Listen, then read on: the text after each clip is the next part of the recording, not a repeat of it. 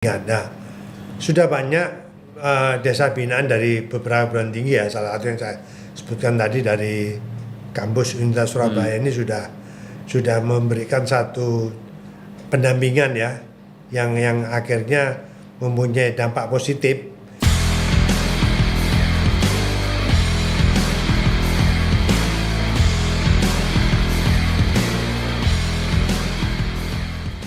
Halo, assalamualaikum warahmatullahi wabarakatuh. Salam Memorandum TV.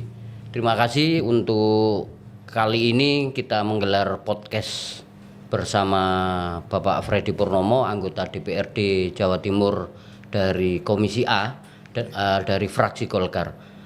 Tema podcast diskusi hari ini cukup menarik karena berkaitan langsung dengan hajat hidup orang banyak. Sesuai dengan Undang-Undang 3 2004 tentang desa dan pemilihan kepala desa.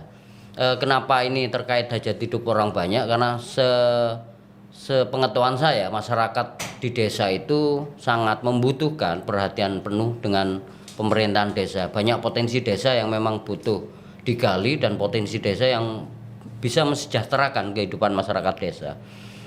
Assalamualaikum Mas Freddy. Waalaikumsalam warahmatullahi wabarakatuh, Mas Dayat. Ya.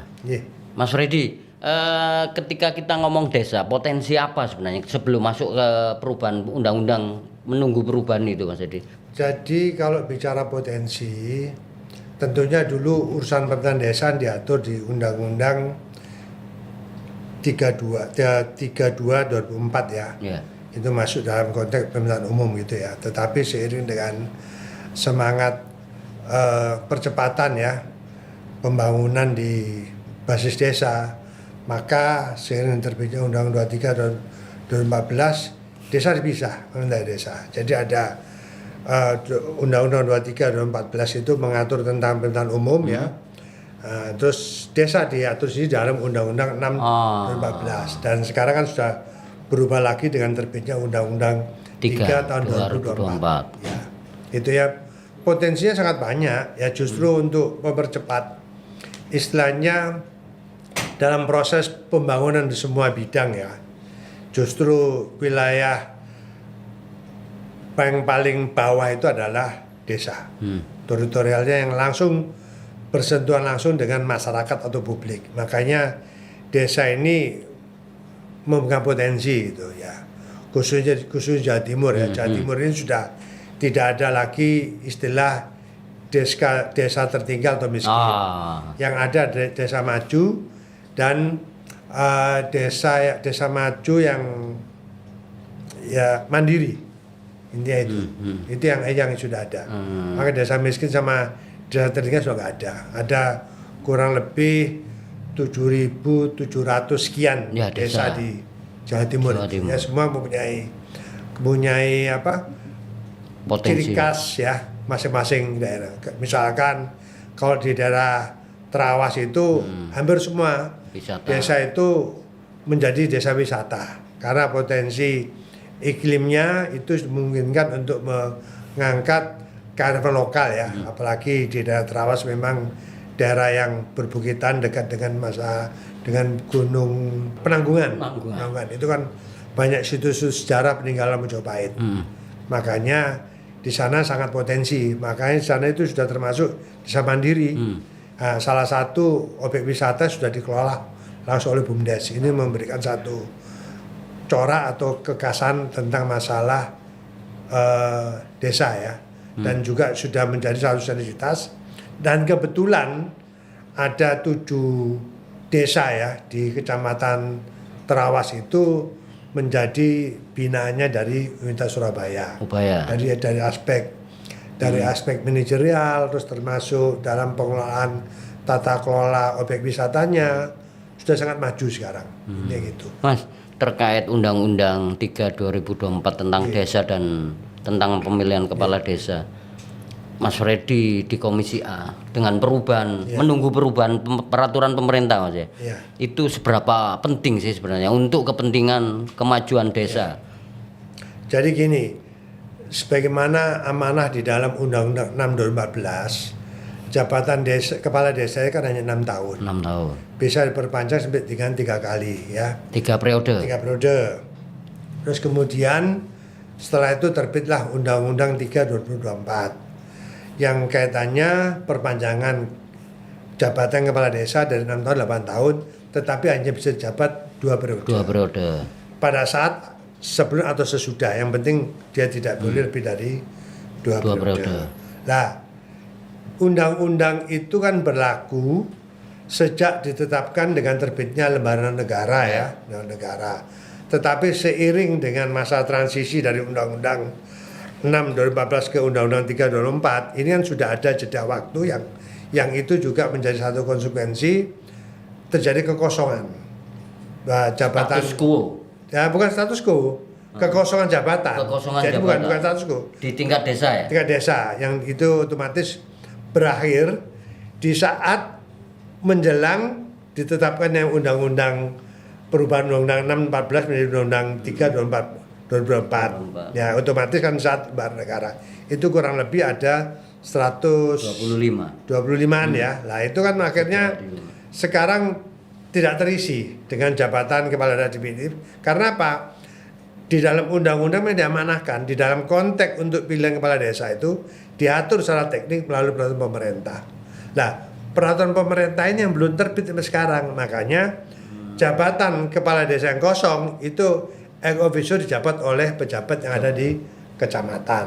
Nah, tidak kosong. Jika status quo, penyelenggaraan pemerintah tetap berjalan. Sebenarnya pada waktu penyelenggaraan pilkada serentak ya bulan Oktober, sebelumnya kan terjadi kekosongan jabatan hampir setahun lebih ya, diisi oleh pejabat setara dengan eselon 1 pada waktu itu.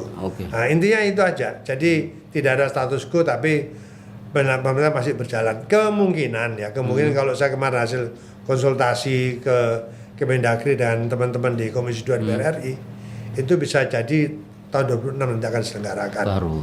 Ya. Pemirsa, ternyata persoalan pemerintahan desa itu tidak sesederhana yang kita bayangkan. Banyak persoalan-persoalan urgent, banyak persoalan-persoalan penting yang memang harus dikawal oleh dari pemerintah pusat ke pemerintah provinsi hingga pemerintah kabupaten kota, sehingga kebijakan di pemerintahan desa itu benar-benar untuk kepentingan mensejahterakan rakyat. Mungkin kita akan melanjut dari diskusi awal ini untuk ke diskusi berikutnya.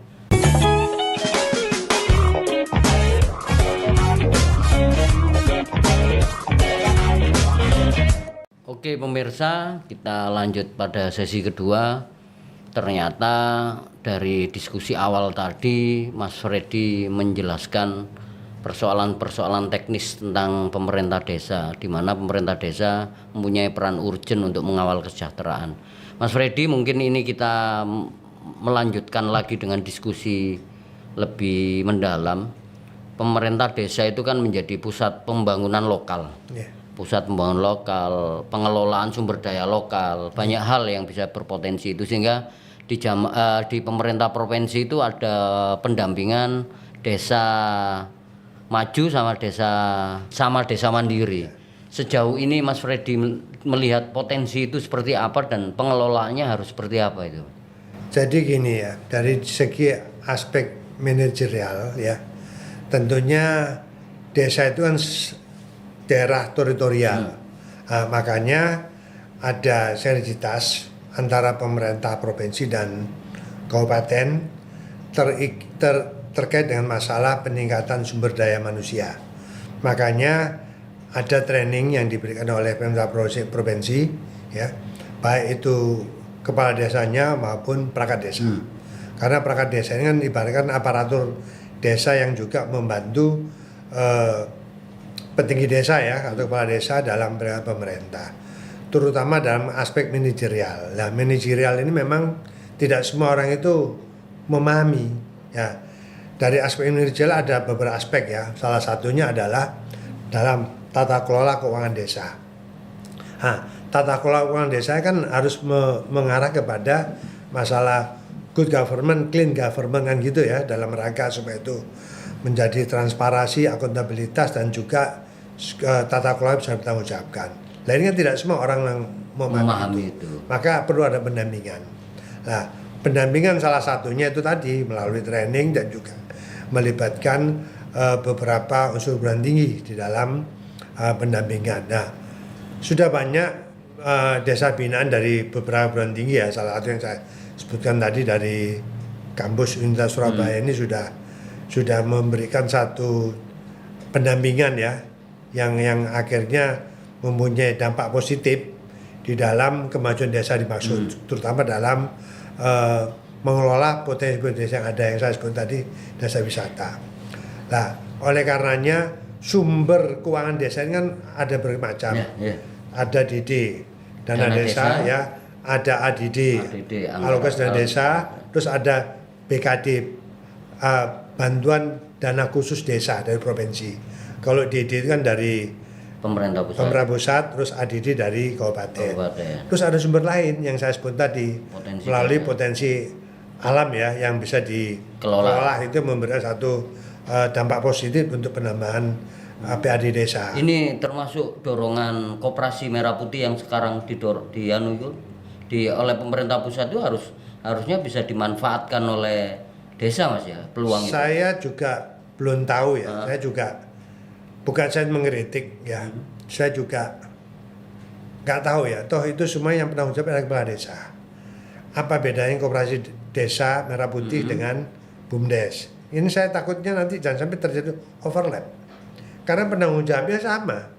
Kepala desa ini sebagai pemegang saham yang tertinggi dari penyertaan modal di BUMDes, termasuk koperasi yang ini menjadi salah satu bagian daripada gotong royong. Tetapi untuk dana stimulus ini pasti akan didorong melalui potensi keuangan desa yang ada. Nah ini saya belum tahu betul ya apa urgentnya atau apa yang menjadi sasaran utama. Yang saya khawatirkan hanya jangan sampai terjadi overlap, karena potensi desa yang tadi disebutkan contohnya di Terawas ya, itu desa wisata itu sudah berjalan BUMDesnya, sudah bagus gitu loh.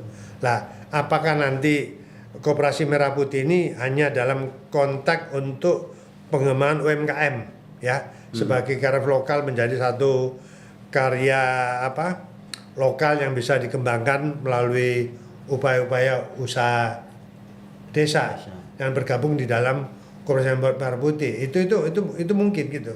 Karena sifatnya koperasi kan personal, keanggotaan. Yang ada logosnya ada di desa. Nah, cuma dalam konteks stimulus modal awal, otomatis kan penyerahan modal kan ya lebih besar miliknya desa dibanding anggota. Kalau anggota kan karena ya hasil musyawarah mufakat secara gotong royong kan itu. Semua ada pada desa. Nah, ini aja.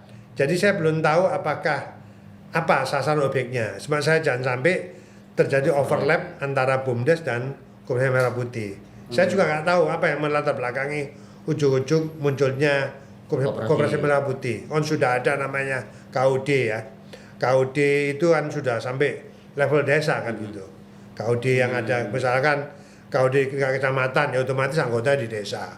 Itu terus sampai anggotanya ya tergantung asal petani, bisa buruh yang konteksnya sesuai dengan kebutuhan mereka masing-masing gitu. Yang ini membutuhkan pemahaman dari pemerintahan desa supaya mereka tidak overlapping atau tidak keliru dalam memahami kebijakan itu nantinya. Ini penting Mas ya, terutama terkait perubahan undang-undang tadi ya. Dengan kebijakan-kebijakan baru itu. Jadi gini, kalau dalam konteks undang-undang tentang desa itu kan hanya bicara dalam konteks organisasi pemerintahan desa ya. Tidak dalam bicara tentang masalah tata kelola. Memang aturannya BUMDes sekarang ini harus berperan hukum. Ya. Nah itu aja ini ya. Koperasi sama juga berperan hukum kan gitu. Nah cuma yang kita harapkan jangan sampai terjadi overlap, terutama dalam objek wilayah tata kelola untuk untuk kegiatan masing-masing itu. Nah kalau overlap kan juga nggak baik juga gitu loh. Nah, intinya itu aja. Yang penting bagaimana sekarang meningkatkan bahwa dua badan usaha ini apakah BUMDes dan juga koperasi ini bisa memberikan nilai tambah dalam peningkatan kesejahteraan atau penghasilan masyarakat desa ya, apakah petaninya atau mungkin buruh tani atau mungkin sektor pengelolaan wisata atau mungkin dalam segi UMKM ya, itu tinggal nanti dikoordinasikan secara baik. Kalau enggak, saya khawatirnya terjadi namanya overlap, malah tidak memberikan satu cerminan positif, malah nanti tidak aneh bahasanya kalau rebutan rezekian ya tahu sendiri lah. Oke, pemirsa, ternyata memanajemen sebuah desa itu ternyata membutuhkan banyak kelegoan, membutuhkan banyak strategi-strategi yang harus dilakukan, terutama manajerial pengelolaan koperasi yang dicontohkan Pak Freddy tadi. Dari diskusi ini sudah mulai gamblang potensi desa apa yang memang harus dibidik ke depan supaya masyarakat benar-benar sejahtera. Demikian pemirsa.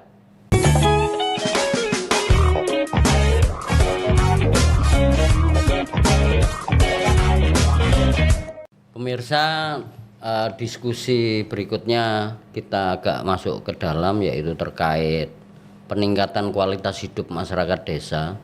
Memungkinkan kualitas masyarakat itu untuk menyediakan infrastruktur dasar seperti jalan, air bersih, fasilitas kesehatan, yang mana potensi itu tidak semua daerah atau desa terjangkau, khususnya wilayah kepulauan, Mas Freddy ya.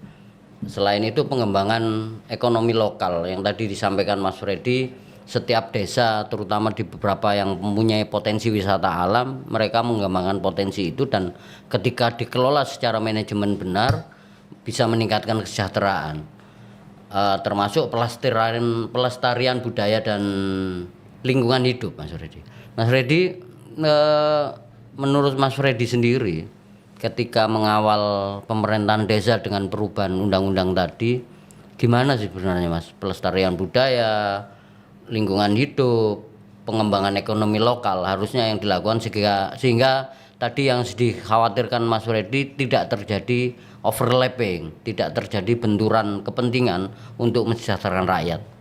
Mungkin itu Mas Freddy. Jadi gini, saya beberapa waktu lalu ya pernah diundang sebagai keynote speaker ya, yang diselenggarakan kebetulan dari Kampus Universitas Surabaya ini, kaitannya dengan masalah manajemen tata kelola keuangan desa. Nah, salah satu pengelolaan keuangan desa ini kan tentunya kan dilihat daripada sumber potensi desa, salah satunya ya. Nah, sumber potensi desa ini kan juga tidak lepas daripada potensi sumber daya manusianya maka desa.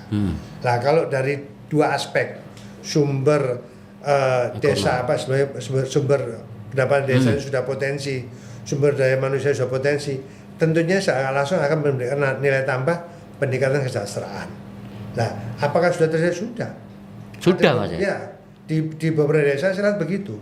Makanya pemerintah pada fokus tentang bagaimana pemberdayaan desa ini dari berbagai aspek, terutama untuk peningkatan sumber potensi desa ya. Nah, otomatis sarana prasarana yang tadi diinginkan termasuk jalan, infrastruktur jalan, terus termasuk kesehatan, pendidikan, terus termasuk lembaga kesehatan, termasuk desa-desa yang tidak memiliki potensi puskesmas, kan sudah diharapkan adanya termasuk posmas ya istilahnya, harus ada juga puskesmas pembantu termasuk ada juga mobil untuk kesehatan ya. Desa itu kan sudah diberikan. Makanya itu sudah menjadi salah satu potensi. Ini yang di teritorial daratan. Sekarang bagaimana yang ada di daerah kepulauan? Nah, kepulauan ini tidak semua memang terpenuhi ya. Memang ada beberapa desa ya. Jawa Timur ini ada 500 sekian pulau ya. Terbesar ada di Sumeneb sama di Kabupaten Malang. Nah, dari semua itu kan tidak ada yang terhuni, ada yang terhuni. Nah, masih memang ada kendala ya dari beberapa desa yang saya ketahui, yang terutama di daerah pulau-pulau terpencil ini, mereka terkendala sangat terbatasnya transportasi laut. Ya, akhirnya dalam hal emergensi, kalau dulu itu memang pemerintah provinsi punya namanya kapal kesehatan yang keliling lah, seperti ambulan keliling lah. Itu kan juga terbatas. Kalau pas keberadaan ada di dekat pulau itu nggak ada masalah, tapi kalau jauh akan berdampak. Nah ini juga salah satu faktor yang menjadi salah satu kendala ya. Dia harus diangkut melalui kapal-kapal milik nelayan. Yang penting bisa terjangkau dengan pusat kesehatan yang ada di wilayah setempat. Nah, tetapi secara umum saya lihat di Jawa Timur ini sudah cukup memadai ya, cukup memadai sampai di pelosok pedalaman. Walaupun itu tidak ada puskesmas ya, pembantu biasanya. Nah, tapi minimal kalau emergensi mereka masih bisa terangkut sampai dengan puskesmas yang terdekat atau rumah sakit terdekat. Ini yang kecuali yang ada di pucuk pegunungan itu juga problem sekarang ya, problem. Saya kira itu Mas Dayat. Jadi secara umum kalau dilihat Jawa Timur sudah cukup memadai ya, sudah memadai. Ya walaupun saya lihat memang ada beberapa desa yang memang masih infrastrukturnya perlu ada perhatian. Terutama desa-desa yang posisinya ada di wilayah perbatasan antara kabupaten satu dan kabupaten yang lain gitu loh. Termasuk antar pulau Mas, antar provinsi ya? Antar provinsi itu wilayah terbatas memang masih agak sedikit kendala lah. Yang penting ini wilayah batas desa ini jangan menjadi konflik yang berkepanjangan. Oh iya. Jadi gitu aja. Kalau sudah bicara manusia, kita jangan melihat dulu, oh kan desa sana, desa enggak. Tapi bagaimana kita melayani ya kebutuhan mereka yang prima, termasuk kesehatan, termasuk pendidikan yang terutama ya, ini bisa tercover gitu. Nah ini namanya adanya sinergitas, bukan sentris. Ini ya gitu. Apapun ini adalah wilayah NKRI, apapun ini wilayah Jawa Timur, apapun ini wilayah kabupaten setempat, itu harus menjadi sinergitas antara desa yang lain. Jangan sampai terjadi namanya ego sektoral atau ego sentris lah. Kalau begitu di persiapan perubahan perundang-undangan 3 2004 tentang desa dan pilkades, peranan provinsi Jawa Timur yang butuh didorong oleh Komisi A apa sebenarnya Mas? Jadi pemerintah provinsi ini kan sebagaimana diatur Undang-Undang 23 2014 maupun di pasal 18 Undang-Undang Dasar 45. Pemerintah provinsi ini kan menjadi kepanjangan tangan pemerintah pusat. Gubernur sebagai kepala daerah dan wakil pemerintah pusat yang ada di daerah. Nah, makanya apa yang menjadi kebijakan pemerintah pusat? Nah, gubernur harus mampu mengkoordinasikan keberadaan wilayah kekuasaannya. Nah, dalam konteks yang melakukan satu pembinaan dan pengawasan. Satu contoh tadi, dalam konteks pembinaan, apa yang dimiliki provinsi, untuk mensinergikan dan memberikan pemahaman yang sama dalam kualitas sumber daya manusia, makanya pemerintah provinsi itu memfasilitasi dengan namanya pelatihan sumber daya manusia kepala desa. Apa sudah dilakukan? Sudah. Itu rutin dilaksanakan oleh pemerintah provinsi seiring dengan selesainya pilkades di wilayah masing-masing. Ini sudah termasuk perangkat desa. Makanya dalam konteks peningkatan sumber daya manusia ini memang dibebankan melalui anggaran APBD provinsi. Itu. Nah, ini gitu. Nah, dalam konteks urusan penyelenggaraan desa itu lebih fokus pada anggaran ADD maupun DD, dana desa maupun dana alokasi desa. Tapi dalam konteks pembinaan sumber daya manusia ini lebih pada fokus APBD provinsi. Ini ya namanya yang dikatakan sinergitas tanggung jawab pemerintah provinsi atas kebijakan pemerintah pusat terhadap pemerintah desa yang ada di wilayah kabupaten di Jawa Timur. Oh, seharusnya pemerintah desa harus seperti apa Mas dengan perubahan ini? Menyiapkan diri lah. Nah, kalau saya melihat dalam konteks tentang masalah pemerintahan desa secara umum ya, saya lihat ini sudah banyak kemajuan. Walaupun ada beberapa memang ini perlu ada perhatian ya. Nah, saya katakan tadi di Jawa Timur sudah tidak ada namanya desa tertinggal dan tidak ada desa miskin, yang ada desa mandiri dan desa maju. Nah, dari itu mereka otomatis kan terus berpacu terus untuk bagaimana meningkatkan potensi kualitas baik dalam masalah kinerja ya aparat desanya, yang otomatis memberikan suatu pelayanan publik yang positif dan otomatis memberikan namanya nilai kesejahteraan yang tambah gitu. Ini yang saya lihat. Jadi hampir semua desa di Jawa Timur ini sudah mengarah ke sana. Dan konon kalau masih ada desa yang sifatnya perlu perhatian, ya saya kira benar.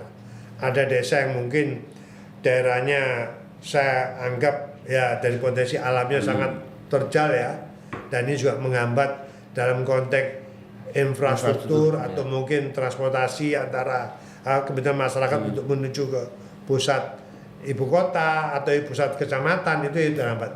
Nah ini oleh pemerintah ya, baik pemerintah kabupaten maupun pemerintah pusat provinsi juga memperhatikan.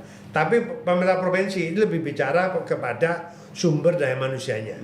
Nah, kalau dalam konteks tentang masalah pengelolaan potensi desa ini lebih ditunjang melalui dana DD, dana desa. Nah, sedangkan dalam konteks untuk antitrasi, yaitu pengembangan sumber daya manusia yang ada di pemerintah desa itu lebih diupayakan melalui dana ADD, alokasi desa. Nah, samping itu tadi ada potensi lain kalau memang desa sudah tergolong maju, punya potensi alam yang bisa menjadi nilai tambah. Satu contoh tadi itu desa wisata, dia punya nilai tambah. Bahkan PAD-nya, PAD desanya itu melebihi daripada ADD maupun DD yang dia dapat. Ketika itu mereka mampu, iya. Itu otomatis ya, otomatis kalau itu berarti tingkat manajerial sebagai seorang leader kepala desa sudah betul-betul jadi sudah mumpuni gitu loh. Dengan itu otomatis kesejahteraan dengan sendiri berjalan dengan baik. Nah, terutama dalam konteks untuk meningkatkan sumber daya manusianya ya, dari aspek sumber daya alam yang dia miliki gitu ya. Baik dalam konteks masalah UMKM, terus potensi hasil pertanian misalkan ya, itu sudah berjalan baik gitu. Nah, makanya saya melihat Jawa Timur ini sudah cukup baik, walaupun masih ada ya beberapa desa, tetapi secara umum saya katakan bahwa desa-desa di Jawa Timur sudah cukup baik dan sudah cukup maju. Nah, tinggal sekarang bagaimana dengan pembekalan diberikan oleh provinsi, tetapi desa juga harus kooperatif, ya tuh, dalam konteks misalkan dia belum ada kemampuan dalam tata kelola posisi desa, ya rangkullah perguruan tinggi yang ada di wilayah setempat atau mungkin perguruan tinggi lain. Dan teman-teman kampus saya kira dengan senang hati akan membackup daripada semua keinginan dalam tata kelola pemerintahan ada di desa. Mas, ini kan masih ada pekerjaan rumah dari pemerintah terkait 125 desa yang masih kosong kepemimpinannya karena perubahan peraturan. Karena perubahan peraturan. Agar potensi yang ada yang dari desa maju dan desa mandiri itu tidak turun grade lah Mas. Itu apa yang harus dilakukan? Karena ini paling tidak kepala desa itu menjadi PJ atau PLH Mas ya istilahnya ya. Diisi oleh wilayah tertinggi setingkat di kecamatan atau apa. Untuk mengawal itu supaya, karena kepentingannya adalah pemimpin itu harus memahami kebutuhan dasar masyarakatnya sehingga itu menjadi hal yang perlu. Apa pekerjaan rumah yang harus diselesaikan untuk pemerintah desa lah Mas Undan? Jadi dalam mengisi kekosongan, namanya PJ itu dijabat oleh satu level di tingkatnya atau setingkatnya. Tidak bisa dijabat lagi oleh mantan kepala desa. Karena kepala desa dipilih secara demokratis. Nah, dalam konteks untuk PJ itu biasa dijabat oleh pejabat setingkat yang ada di kecamatan. Ya. Kalau nggak salah itu setingkat eselon 3 ya. Eselon 3 atau eselon 4 sudah nggak ada sekarang. Atau mungkin pejabat fungsional boleh menjabat itu sesuai dengan kompetensinya gitu. Nah, terkait ini kan cukup banyak. Nah, dia mungkin punya keterbatasan ya, keterbatasan untuk secara operasional harus hadir terus di wilayah desanya, maka bisa tunjuk PLH. PLH itu pelaksana harian. Nah, pelaksana harian bisa diambil dari perangkat desa. Ya, atau untuk kekosongan jabatan PJ misalkan berhalangan ya, karena PJ rata-rata ada di kecamatan. Nah, PLH di situ. Tetapi PLH tidak boleh memiliki kebijakan. Yang boleh memiliki kebijakan adalah PJ. Saya kira sama antara PJ dengan kepala desa yang definitif sama sebenarnya kewenangannya itu. Dia boleh melakukan tata kelola potensi desa, tata kelola keuangan desa, itu boleh. Memiliki kebijakan boleh. Gitu loh. Yang tidak boleh itu adalah PLH. Nah, PLH itu hanya terbatas, hanya sekedar untuk melayani secara administratif. Ini yang harus dipahami oleh pemerintah desa, Mas ya. Artinya dengan perubahan perundang-undangan itu nanti banyak hal yang mungkin mengejutkan bagi pemerintah desa, apalagi pemerintah provinsi dan DPR juga belum memahami putusan pemerintah nanti seperti apa. Apa yang memang butuh dikawal ketika menjadi putusan dan harus dilaksanakan oleh provinsi atau daerah, kabupaten, kota atau desa sendiri, Mas. Jadi gini, undang-undangnya sudah jelas. Ya, undang-undang itu mengatur ya dalam konteks kebijakan semua urusan regulasi tentang pemerintahan desa. Tetapi dalam konteks kebijakan teknis itu memang diatur lebih spesifik melalui peraturan pemerintah. Nah, kami juga belum bisa mengatakan belum bocoran dapat ya. Tetapi belum ada bocoran, Mas. Ya bocoran saya sudah sepintas ya. Nah, makanya salah satu yang kekosongan kepala desa ini infonya 2006 itu sudah akan terbit PP tentang Undang-Undang 3 2004. Nah, otomatis kalau sudah terbit itu akan serentak. Bilang kepala desa yang kosong 125 itu tadi ya. Tahun 2026. Nah, persoalannya itu aja. Nah, apakah sekarang ini kalau misalkan PP-nya keluar tahun ini misalkan ya tergantung. Biasanya PP itu perlu sosialisasi. Nah, sosialisasi butuh waktu 6 bulan. Sekarang kan sudah bulan ke-7. Nah, kan tinggal 6 bulan kan nanti sampai Desember, Januari. Januari kan sudah 2026. 6 bulan toh. Nah, berarti otomatis kalau perkiraan saya itu baru bisa terlaksana nanti 2026. Itu hanya aturan teknis saja. Kalau aturan regulasi sudah jelas bahwa kepala desa yang masa jabatannya belum berakhir di tahun 2024 ya diperpanjang sampai dengan 2 tahun ke depan. Nah ya betul memang yang sudah menjabat 3 periode misalkan ya nambah 2 tahun dapat bonus 2 tahun sama halnya DPRD juga nanti. Iya. Kalau hasil putusan MK itu jadi dilaksanakan ya DPRD saya bisa tambah 2 tahun sampai 2 tahun setengah. Saya kira hal yang lumrah itu. Terima kasih Mas Freddy. Pemirsa, yang butuh digarisbawahi dari diskusi kali ini adalah perubahan Undang-Undang 3 2024 tentang desa dan pemilihan kepala desa itu menjadi wacana yang menarik bagi pemerintah provinsi, pemerintah kabupaten kota maupun pemerintah desa. Apalagi di Jawa Timur itu masih ada 125 desa yang masih kosong karena terbitnya peraturan perundang-undangan itu. Di sisi lain di Jawa Timur tidak ada lagi desa tertinggal. Yang ada hanya desa maju sama desa mandiri. Ini yang butuh dipenguatkan lagi begitu peraturan perundang-undangan ini muncul. Jangan sampai nanti turun satu level gara-gara ini, tapi bisa ditingkatkan. Apalagi muncul banyak kebijakan baru, muncul koperasi merah putih yang potensinya sebenarnya sudah ada di koperasi atau KUD sebelumnya, muncul dengan sekolah rakyat yang sebelumnya juga sudah ada sekolah-sekolah yang ada, tinggal memanfaatkan dan mendiskusikan ini sehingga tidak terjadi overlapping, Mas Heri ya. Tidak terjadi tabrakan ketika peraturan pemerintah. Pemirsa, demikian podcast hari ini. Dari saya cukup sekian, dan Mas Freddy terima kasih atas waktunya. Wabil taufiq wal hidayah. Assalamualaikum warahmatullahi wabarakatuh. Salam Memorandum TV.